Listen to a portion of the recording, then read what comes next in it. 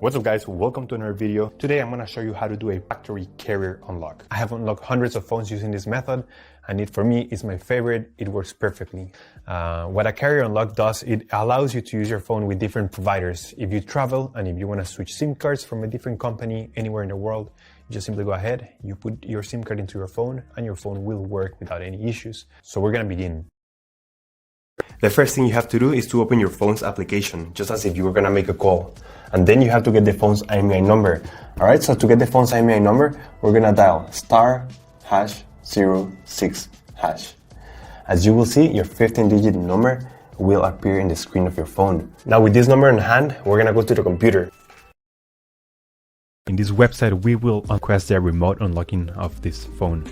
So we're going to start by filling up the information here. As you can see here, there is a form. And now you just have to wait.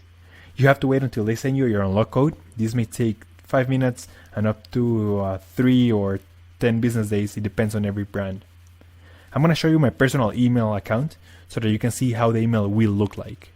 And as you can see here, I got this message and it confirms that the phone has been unlocked. Any questions, just leave them on the comment section down below and I'll try to answer all of them. Thank you so much and I'll see you on the next one.